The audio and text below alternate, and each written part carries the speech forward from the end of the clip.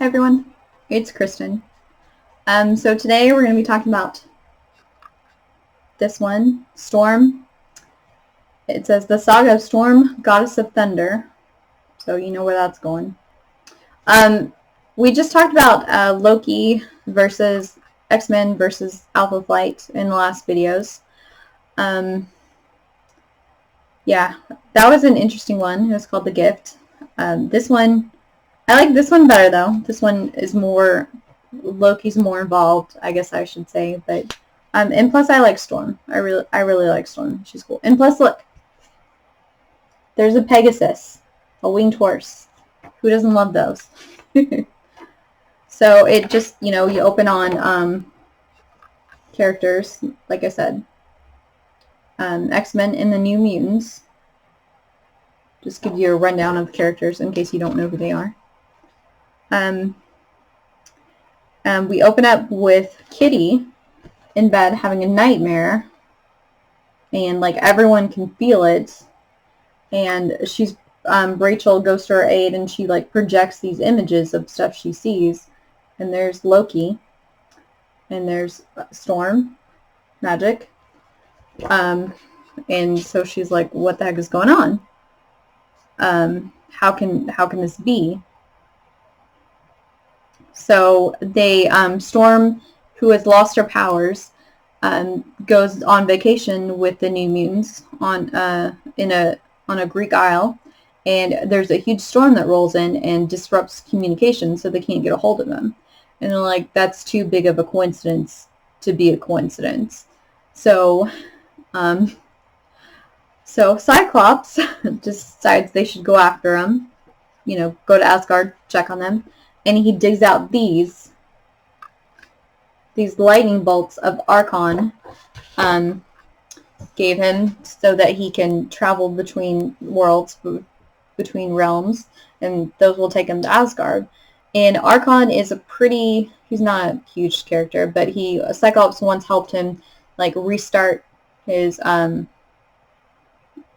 ring, like the metallic ring that they needed to survive, the power source basically on his planet. And Cyclops helped him restart it with, his optic blast, so he gave him those as like a token of his appreciation kind of thing. And Cyclops is like, ugh, I hate to leave considering you're pregnant and so far along, because we found that in the last one. This is where we just found out that she was pregnant. Like Professor Xavier, let us know, because he was probing their minds, and he's like, there's 3 minds. So that's when we first found out.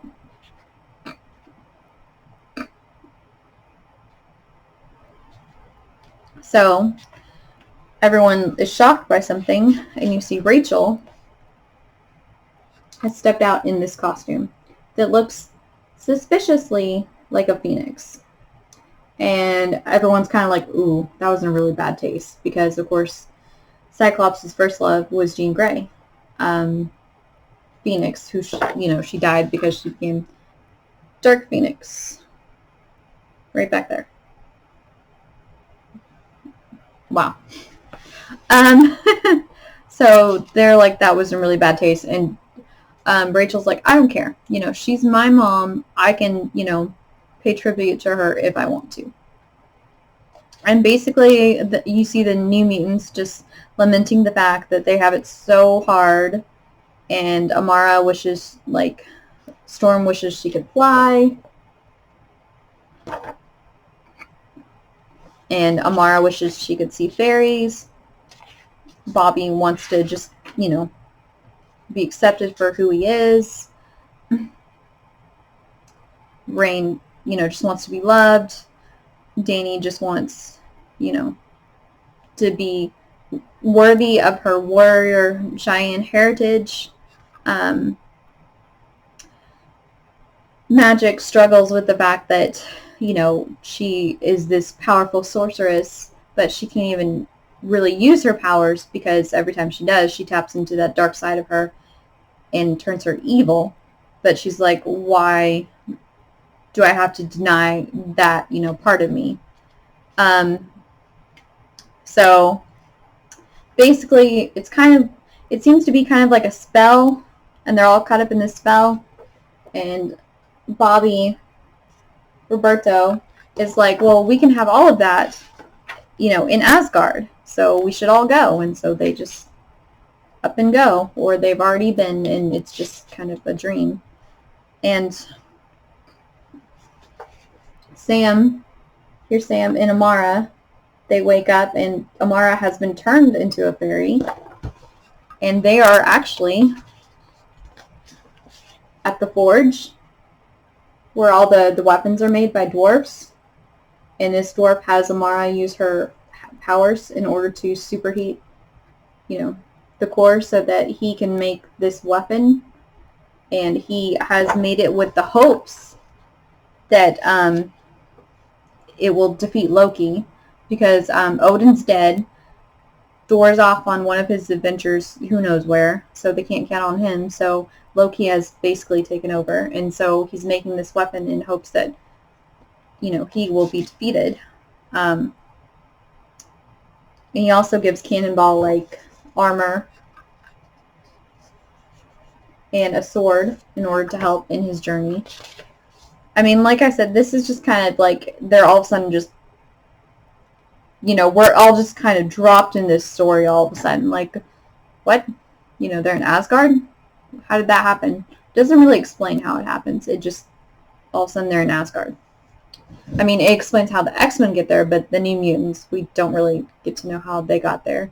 Whether they were caught up in spell or pulled up there or what happened, we don't really know. So the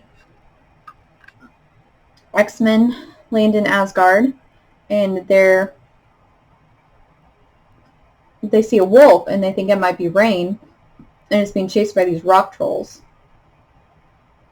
Or chased by these trolls. And also you see, and the wolf transforms into kind of a humanoid form, but it's a male, so it's obviously not Rain. And we see Hela, goddess of death, coming, and she's like, I want, that wolf's soul, like, for my collection, basically. And they're like, but since you ruined it, I guess I'll have to settle for all these trolls. And so she, basically kills them all and snatches them up. Because she's distracted by Rachel.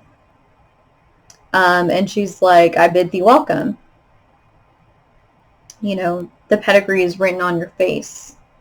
Thou art, in truth, much like thy dam, meaning her mom. And she's like, you knew my mom? And she's like, yes, verily. We were the bitterest of foes, yet in her time she sent more souls unto me than any who professed to serve my cause. Remember we talked about how Nightcrawler and Rogue were talking about how, who Phoenix was and what happened. And Nightcrawler mentioned she destroyed 6 billion lives. That's what Hela's talking about. That, like, she's basically, Hela's like, I'm a big fan of her, so, I'll kind of basically let you go for now. And I hope that you live up to your mother's, standards. And she's like, glad I am to know thee, child of light and darkness. That's a huge thing with Phoenix, child of light and dark.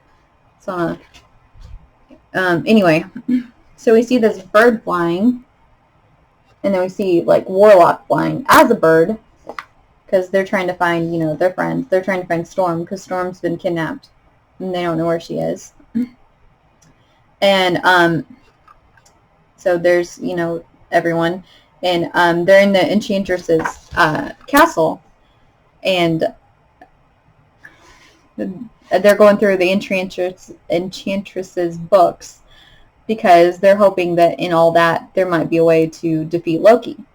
And Doug, whose nickname is Cypher, he basically can read anything. He can communicate with anything. Like, so that's his power.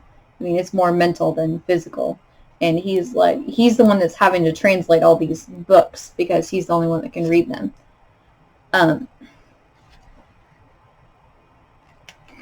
And Doug's resentful of the fact that, because Danny is going to go off and see if they can find, Storm. And Doug wants to go too, but he has to stay and translate the books. So the bird returns to Loki, and he sees something like flying behind the bird, and he's like, what is that? So he basically shoots it, and it's Warlock, and then because he's shot, they lose the transmission. So, like I said, Danny goes off with Cypher to try to find Warlock, because Doug and Warlock are like friends. They're like bonded. Warlock's part of an alien race, and they just bonded, and like, well, you'll see. So, and apparently Danny, when she got here before, when she was trapped in Asgard before, she bonded with this horse, Pegasus, Brightwind, and she rescued it. And so now they're bonded, and apparently that makes her a Valkyrie, but she doesn't know that yet. And then we see, Karma, who is no longer, like, remember I mentioned she was really obese because of the Shadow King, what he did to her. There she is. She's no longer obese. And there's Rain. And here we see that the bird is actually Storm, because remember she lost her powers, and so she can't fly. And so Loki has gifted her this cloak so that she can fly, because that's one of the things she wanted to do when they're all making their wishes. That's one of, that's the thing she wished for. So the X-Men are, evaluating the situation. They're trying to figure out, okay, what should we do? They couldn't find Thor. Thor's not there. So now they're trying to come up with a game plan. And the wolf, the male wolf, has been injured, and Rachel is looking into his mind, and she sees Rain in his mind, and she's like, holy cow, he knows where she is. So, and apparently they're in love, because this is a wolf prince, and he saw Rain and thought she was of his same kind of race, and apparently they're in love. Like I said, I have no idea how long the New Mutants and Storm have been in Asgard. They don't really explain that or anything. They're just all of a sudden there, and so we don't know. There's like no timeline, so like I said, it could be one of those just instant, oh my gosh, we're in love, puppy love kind of things. Anyway. So Rogue finds them disguises so that they blend in more, because they are going to, their plan is to, split up, because the Wolf Prince is in no position to travel.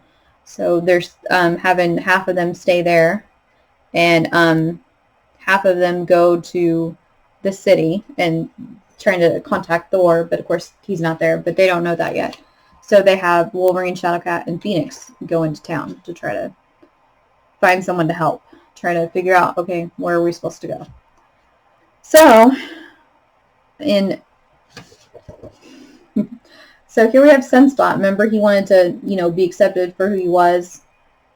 We see him surrounded by a bunch of girls, a bunch of women, and you see Danny and Doug like, hey, we need you. Come on, let's go. And everyone's kind of looking at Danny like, holy cow. Like, a little shocked, but, keeping their distance sort of thing. And they're like, I don't understand what's going on. And they find Warlock, and he's injured. I mean, he's very injured. He sees Danny, and he is very upset. Blasts them, takes off. They have no idea what's going on. No idea. And these people are like, what's going on? And Danny's like, you need to mind your own business. And they all of a sudden all back off. So, and the Wolf Prince, apparently he's feeling better, because remember, he was in no condition to travel, and that's why they split up. He leads them to Enchantress's palace, her castle, and that's where the kids are. And you can see that, like, he comes in and Dani immediately runs to him in wolf form, and then she's immediately ashamed and hides because she's like, ooh, was that me? Or was that like just my animal impulse taking over? Was that supposed to happen? You know, she's just very confused. She doesn't really know what's going on with herself. And then here's, you know, Ileana, Magic. She's in here, like, and this is not usually her. She's very arrogant. She's like, you know, I can use a locator spell and find them and grab them, you know, grab Storm before they even know that we're there, and then we can get out of here. And Cyclops is like, ooh, I don't think that's a good idea. I mean, because you don't know what you're dealing with. You don't know, like, what kind of magic this really is. And basically, he was right, because as soon as she started to try to do the spell, Loki sensed their presence, because he wanted Enchantress to get rid of them, but apparently they got rid of Enchantress or imprisoned her or whatever. It never says. They don't even, you know, Enchantress doesn't even make an appearance. But Loki says, he says, I should have known, like, if you want something done, do it yourself. So basically he ends up imprisoning the X-Men. And here you see what I almost said earlier, that Warlock's so weak and there's no organic material for him to consume to get better. So Doug offers for Warlock to, like, share basically his body with him, which is kind of weird. So they bond together. And then you see Sam and Amara, and they have a cart with, you know, the weapon in it. And they're trying to, you know, Amara's like, oh, you know, I wish to see fairies, but now I'm stuck as one. You know, I want to be human again. I don't want this. Which, you know, like I said, they don't ever explain, like, who turned her into a fairy, why. It just,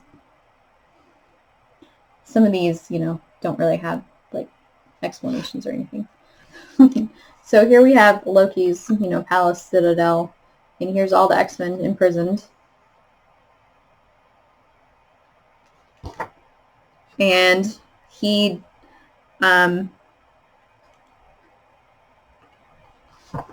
okay, this is where it gets interesting, because Cyclops says,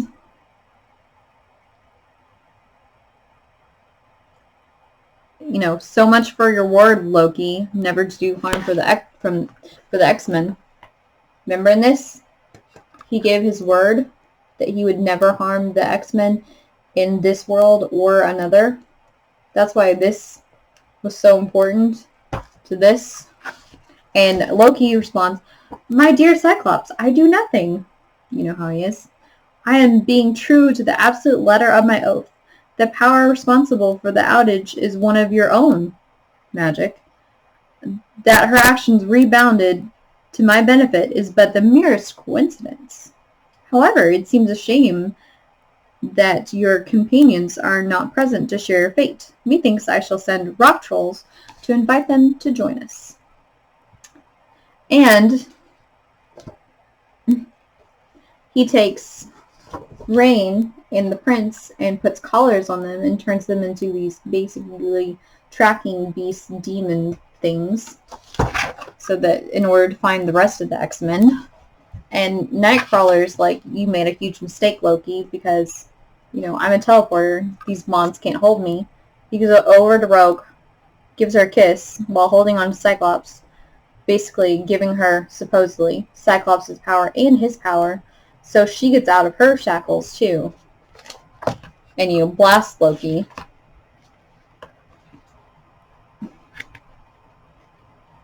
And I think that is where we will end it for now. And I should be able to finish this one up in just one more and not 3 like the other one. Like I said, I think it was 3 because I gave you the backstory of Cyclops the jerk. So, anyway. Oh, yeah, and Their baby, Madeline and Cyclops' is Cable. Will grow up to be Cable.